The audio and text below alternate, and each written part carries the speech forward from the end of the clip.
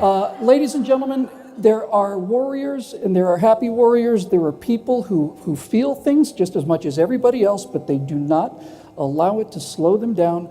There are people who delight in telling the truth and watching other people's heads explode.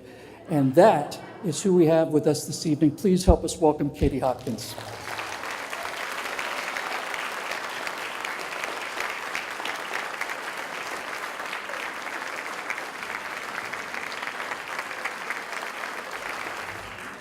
I got up the stairs without falling over.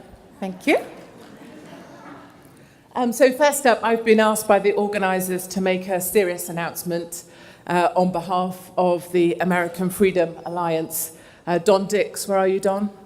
Yeah, Don has made quite a grave error, so I'm here to apologise on his behalf. Don, you gave the Game Changer Award to Brandon Strack. It was supposed to go to Brandon Strack's eyebrows.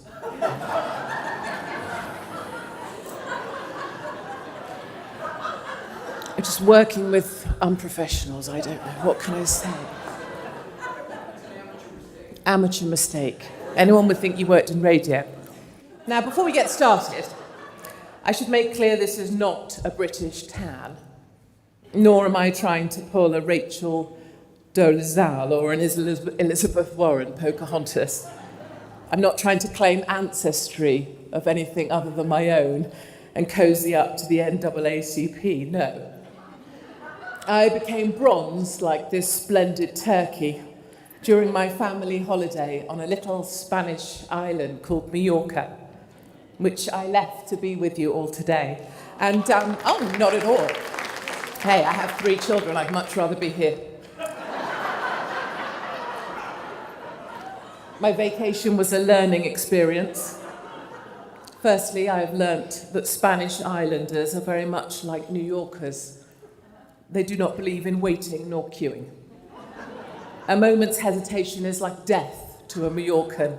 If you don't ride your goddamn shopping cart like you're in the Indy 5000 on amphetamine, you are dead to a Mallorcan housewife. Secondly, I've learned that when booking your 3 curious and outspoken children into a hotel on the last unspoiled Mallorcan beach paradise, one should always check that it is not, in fact, a full frontal nudist beach.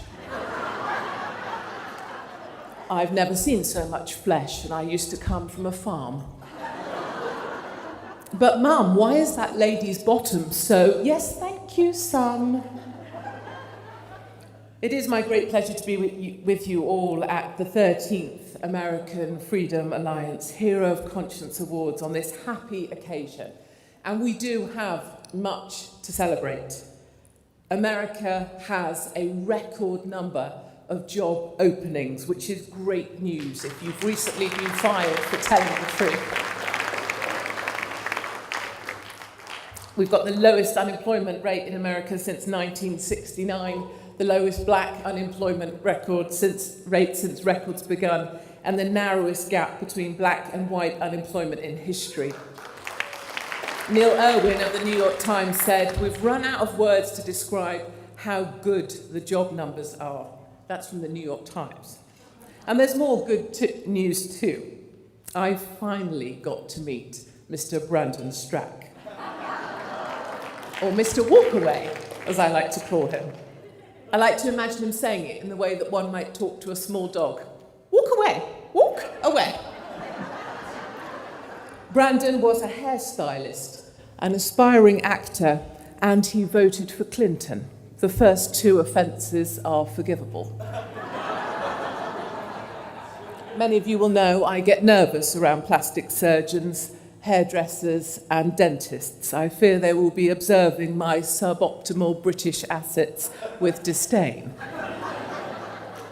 At a party just the other day, a plastic surgeon of tabloid fame actually started describing what he would do with my ageing British face if I let him at it.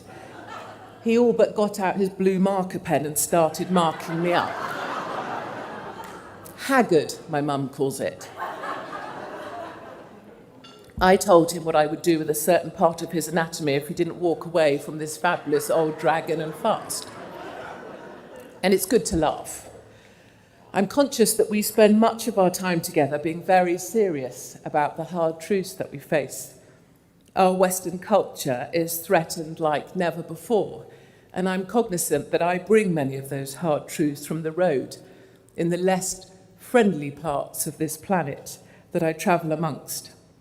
I sometimes wonder if I've become a bit of a doom monger. People see me coming and think of decay and death, like the Grim Reaper, but in sequins. But not tonight, oh no. Tonight, I am the bearer of good tidings of great joy. Angel Katie. That's not what either of my two husbands so far have said. And the good news from across the pond is that Britain is making a comeback. Yes, all four corners of it. From England to Northern Ireland, from Scotland to Wales, Boris Johnson is putting the mojo back into Britain. And if he can make it through the next few weeks, I believe there is hope for my country. And he came out swinging. On his first day in office, he fired every single anti-Brexit MP in the cabinet. And he fired a few sitting on the fence as well, for good measure. The message: don't sit on bloody fences. He has infuriated weak women, which I love. He dropped the investigation into a jolly good fellow MP whom I know, who removed a troublemaking climate change protester, a female, from an event by her neck. What other body part should he have grabbed? No answers from you, Donald Trump, thank you.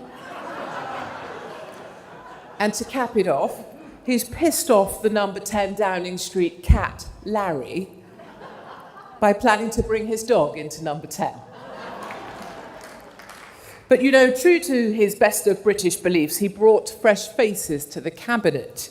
He brought Priti Patel, an Indian lady known for her support for the death penalty. He brought Sajid Javid, a Muslim gentleman and a defender of the free market. James Cleverly, a black conservative who has been pro-Brexit from the start.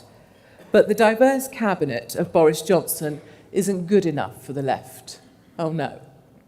These migrants or minorities are no longer diverse enough.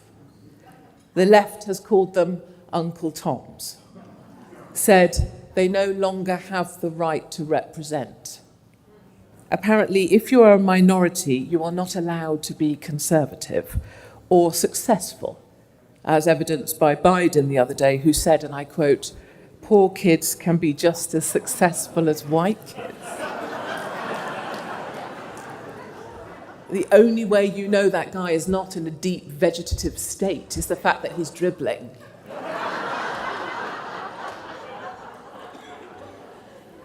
Boris has entered office determined to reduce the shocking crime rates in London, where murders are at the highest for a decade. Last week, a police officer was scalped with a machete during a routine vehicle stop and search, and another was dragged to his death under a car. And still, we only equip our officers with the equivalent of Smints and a hand sanitizer. Boris is putting 20,000 extra police officers on the streets. He's adding 10,000 extra police places and prison places, and extending powers to stop and search. Now, if you look dodgy, if you look weaselly, or if you look damn right stupid, you can be stopped and searched. Sadiq Khan is in for a rough ride. I fear it may be a little too late to change the trajectory of my country, where demographics alone dictate that I will be a minority white by 2035, and Islam will be the dominant religion in a decade. You know, I have 3 kids under 15. My Muslim friends all have 15 kids under 3. I'm kidding. I don't have any Muslim friends.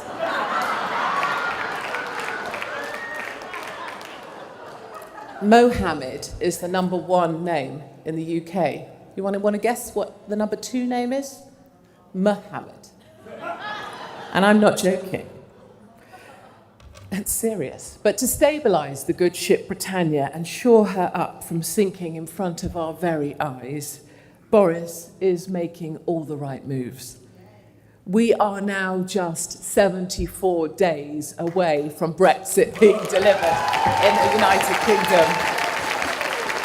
After 3 years of waiting, Boris is determined to leave the EU on the 31st of October and take back control of the UK from the EU bureaucrats who currently tell us what to do. I couldn't be more happy. London's head will explode on the 31st of October, and I want to be right there to see it happen. People say to me, who's better? Who's better, Boris or Trump? Well, Trump, obviously.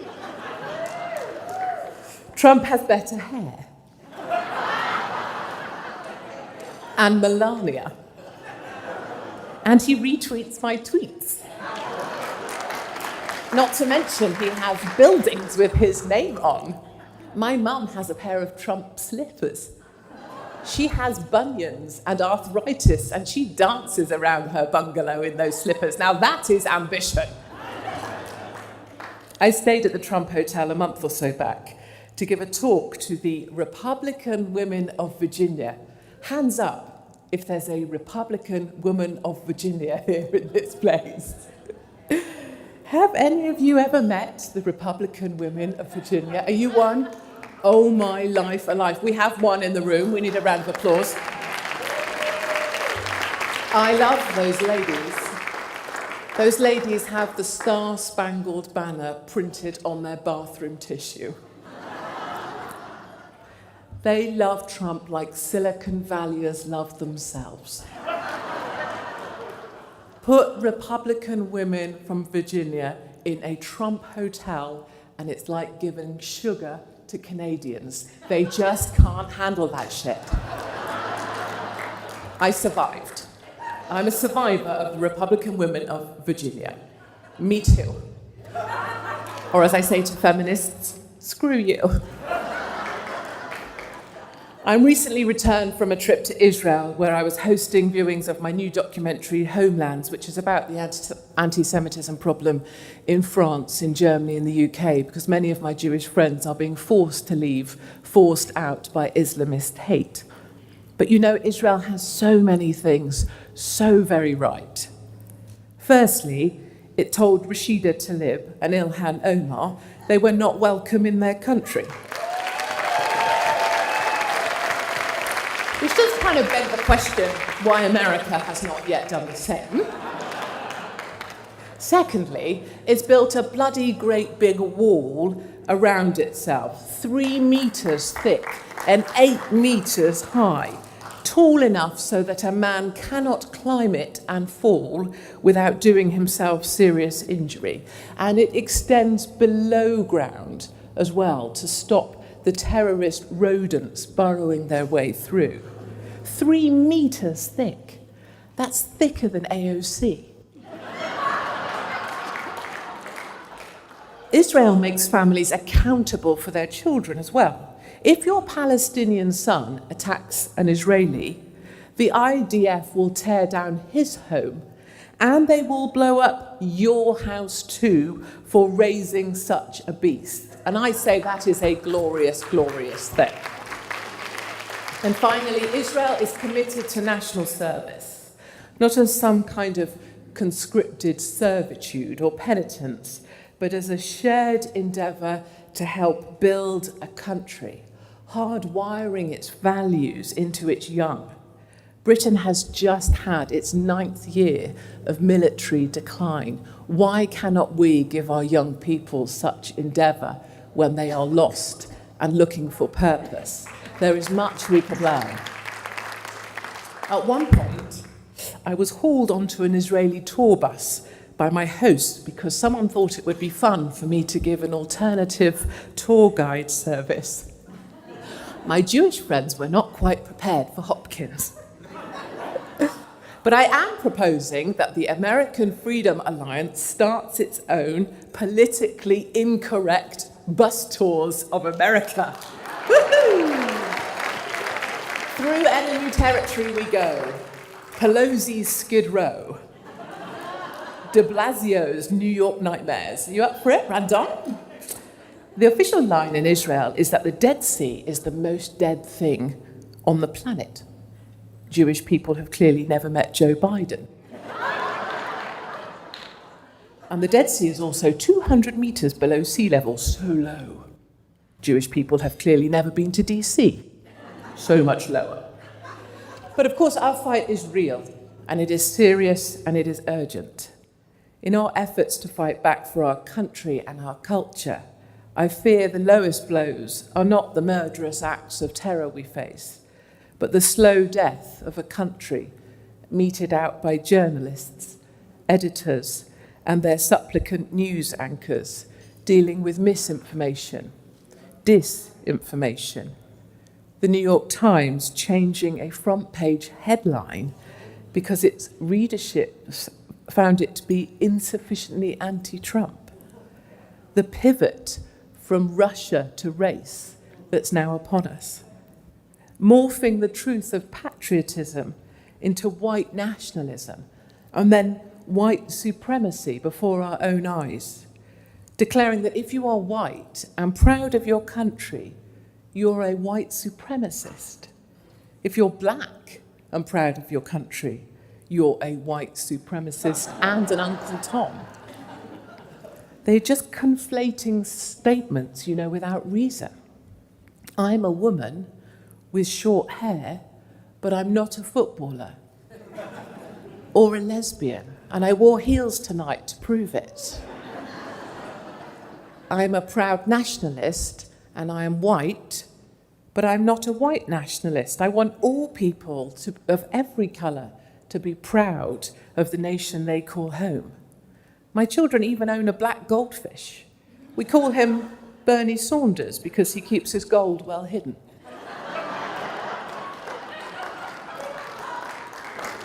We can also observe the difference in the media playbook with terrorist attack by Islamists versus terror attacks committed by a white guy with a gun.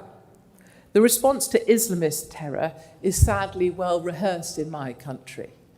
Thoughts and prayers, a candlelit vigil in a public space, stage a Muslim solidarity event, Muslim women handing out roses, turn off the lights on the Eiffel Tower, warn that the main concern is now Islamophobia and hate crimes towards Muslims. Contrast this with the response to terror committed by a white guy with a gun. Blame Trump. Whatever happened to those thoughts and prayers? Blame the NRA. This was where the candlelit vigil bit was supposed to happen. Demand weapons confiscation or a weapons ban. Well, hold on a minute. Last time we just turned off the lights on the Eiffel Tower. No one talked about banning trucks from jihadis. Blame all white people. Call all white supremacists. Make white bad. And it's this last point that's most stark. After Islamist terror attacks, we are warned repeatedly, specifically, not to blame all Muslims, to the point a representative of the religion of peace feels confident enough to say of 9/11, some people did something. But after a white guy goes on a shooting rampage, all whites are to blame. Celebrity faces start apologizing for their whiteness. It's not enough to simply observe the hypocrisy of the thing. We have to resist this narrative being hardwired into us, that white is bad, all other good.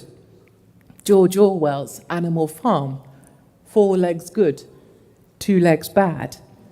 The simplicity of the mantra is revealing in itself, and there is no doubt it is working. Take the mosque attack in New Zealand, filmed with the precision of a professional cameraman. In March, 51 Muslims sadly lost their lives in a mass shooting event in 2 mosques in New Zealand. By July, the government was collecting in their guns. We can all agree the attack was horrific, but the response in country was so geared towards Islamic supremacy, it could have been crafted by the caliphate themselves. Synagogues and churches closed their doors. The Prime Minister and female politicians covered their heads. Muslim greetings and prayers replaced the country's own. The Islamic call to prayer was boomed out across the country and in Trafalgar Square, too, in the heart of London. Mass mourning events attended by British royalty. Anyone involved in the incident given immediate citizenship and all of their family members.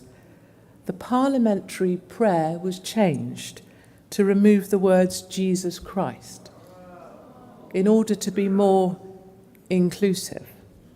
And a weapons ban was immediately imposed, and New Zealanders were told to hand in their weapons, which many dutifully did. For the cost of 51 Muslim lives, New Zealand became an Islamic outpost, prepared to cover its women, disarm its citizens, and change its prayers. If I were working for the Islamic Caliphate, not only would I be in real deep cover, but in a war against Christians and Jews, how would I assess such an outcome? It is incredible how willingly New Zealand knelt down, just as Britain continues to cow down before a religion seeking to change it beyond all recognition. How easy we relinquish our freedoms, and yet how hard the fight to recover them once lost. In Hong Kong, protesters gather in their millions to protest against the new law forcing extradition to mainland China for those suspected of committing an offence. Protesters endure beatings, tear gassed, arrest, imprisonment, snatch squads, the real threat of another Tiananmen Square. And yet today, 1.7 million individuals still gathered to fight back for lest their freedom be taken away. And yet we seem to roll over, supplicant, proffering up our weapons, bowing our head to some guilt we were told we were supposed to feel. 2 legs bad, 4 legs good. America must fight right now with the determination of the protesters in Hong Kong, taking smoke grenades to the face or batons to the body. We must fight with the immediacy of those in South Africa preparing to make a last stand or to die in their boots for the love of their land. And yet we wait. They take our freedom to speak without penalty. Another voice is disappeared, and yet we wait. They ban weapons and confiscate guns wherever there is strength, and yet we wait. Will we wait as their installed leaders change our prayer book and our anthem, and new Americans imported for their votes applaud and vote them all the way to the mosque and the multi-faith prayer room on Capitol Hill? The time is now. The time for self-protection is gone. At Sandhurst, the Royal Military Academy, it's, I guess, the equivalent of West Point, but just better.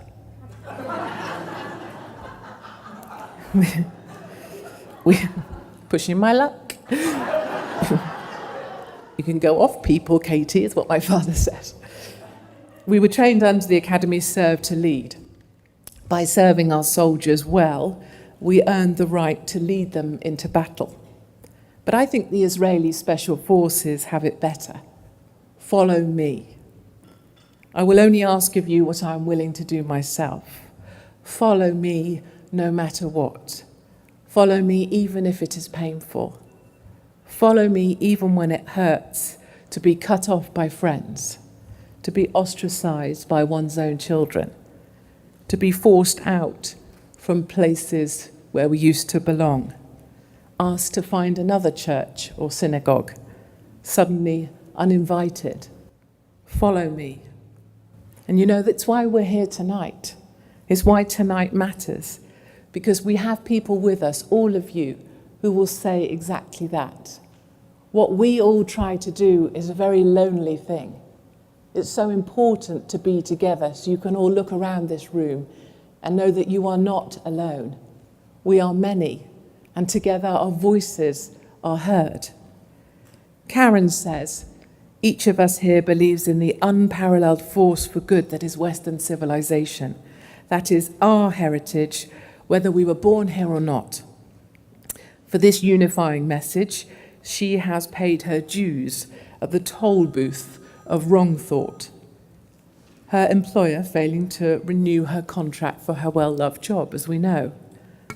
And make no mistake, as Karen herself has alluded to, and Bill and many others, there are times leaders like Karen will have doubted themselves, stood in their kitchen in their pyjamas, perhaps in tears, hurting at the unkindness of it all, wondering why they didn't just shut up and take the easier road. Was it all worth it? It's much easier to swim downstream with everybody else. But you know, tears dry and doubts can be assuaged, but the threat we face cannot. What we may lose in our lifetime, in my case, they have come from my jobs, my family home, social services came for my children, and a couple of jihadis came for my head. I told them to bugger off. It's nothing compared to what our children may lose in their lifetime. Their flag, their anthem, our culture. What country will we leave the little ones of our little ones? What good wealth in this life if there is paucity of culture for the next? What good is being liked by everybody if those who hate us will take what our grandfathers helped build? Karen is not waiting. She says, follow me, as she takes this fight for freedom to those who would see it stolen from us. She says, follow me intelligently, in 4 languages, with a bit of astrophysics thrown in for interest. She says, follow me with enthusiasm and personality, boosting our champions and refueling advocates for our cause to fight on, reminding them they are not alone. She says, follow me with organisation and rigour, with every event she organises and every person she infuses with her excitement for the cause. Karen says, follow me, kindly and with a smile. And it's in this spirit that we all try to be the very best we can be as we lead the fight for freedom. As Brandon asks people kindly with his eyebrows, will you walk away? It's a question he's asking, you know. Karen's activism was not appreciated by the few at her school. But you know what, Karen? It is appreciated here by the many. We want to show people the way brightly. When they go low, we want to be already on the high ground, asking them to come with us, to walk away. We are not judged by school administrators, but by history. And history will show us on the side of the right. Karen Siegmund is a hero of conscience, and she's a hero of mind. She says, follow me. I say, let's go. Thank you very much indeed.